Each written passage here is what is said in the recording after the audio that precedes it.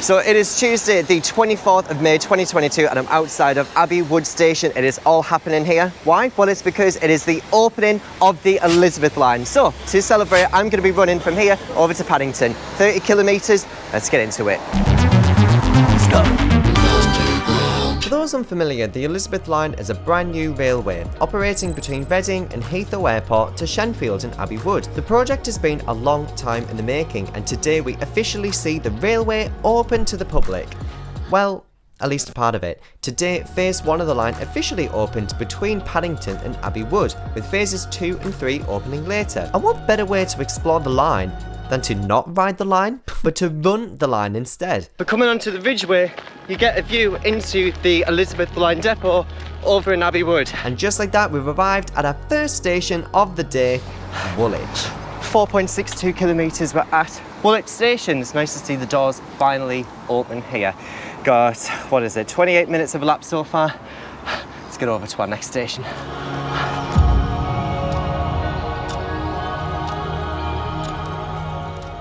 So it does seem like I've just missed the ferry here, but not to worry because I can take the Woolwich Foot Tunnel instead. It's interesting to note this sign here for North Woolwich Railway Station, simply because the station no longer exists. It closed over 15 years ago when it originally served as a terminus for the North London line. But anyway, after running through Woolwich Foot Tunnel, I find myself adjacent to what was the former railway line to North Woolwich, which is now being utilised by the Elizabeth line. I then arrived at this spot right here, where there was the former Silvertown station that was situated where these Elizabeth line trains pass. There were plans to have a brand new Silvertown station on the Elizabeth line for easy access to London City Airport. However, the land has been future-proofed should there be the demand for a station here. Anyway, it's not long until I get to the next station, Custom House. So 9.77 kilometres, an hour and 4 minutes. We're at Custom House Station, so we've got, I think, 6 more stations until we get to Paddington. It's just great to see the crowds that are around each station so far. I can't wait to see even more the further that we get into London. So anyway, let's keep it moving. To celebrate the opening of Custom House Elizabeth Line Station, there was a grand purple carpet rolled out between the station and the ExCeL Exhibition Centre. I run over Bow Creek via the Lower Lee Crossing, past the Prime Meridian line next to East India DLR Station, and run adjacent to the Aspen Way, which brings me out to Canary Wharf Station.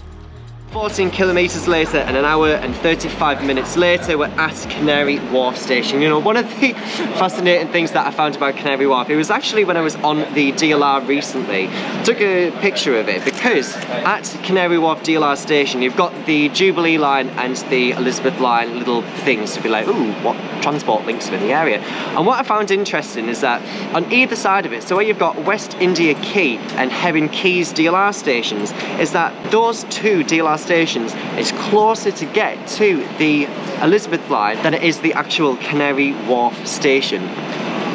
So make that make sense.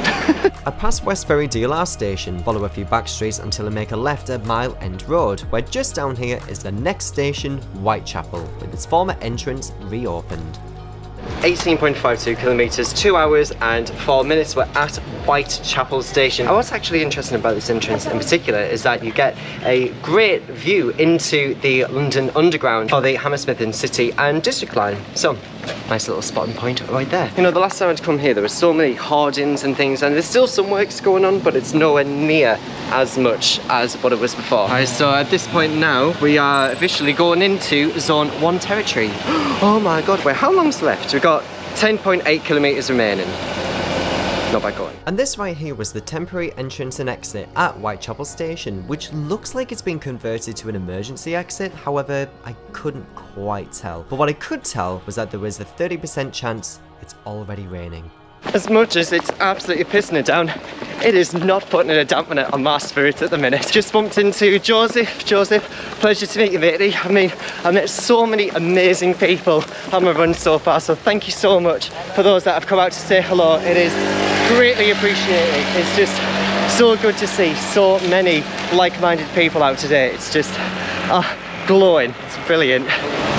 So here we are, so 21 kilometres and 2 hours 25 minutes later, we are here at Liverpool Street Station. I think the last time that I was at Liverpool Street was when I'd finished running the London Tube Map before Thameslink was on the Tube Map. And I've ran every line and station that features on the London Tube.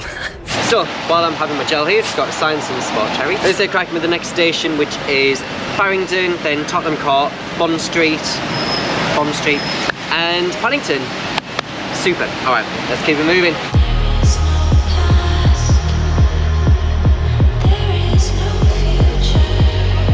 23.75 kilometers, 2 hours and 45 minutes at Farringdon Station. The hardest part about this run so far is probably the bit where I'm up to now. We're going through central London because I don't get an accurate GPS. So I have to keep on looking at my phone to get a clearer route. Once I figured out my route, I arrived onto High Holborn, where it was near enough a straight line from here onwards. There was little chance of getting lost, which is great because what was an easy find was Tottenham Court Road.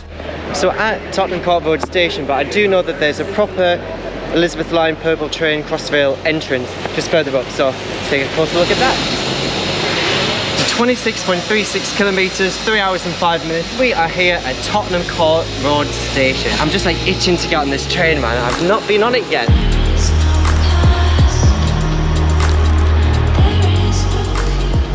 3 hours 12 minutes, 27.13 kilometers. We're at Bond Street, which isn't open yet. It is due to open some point later this year.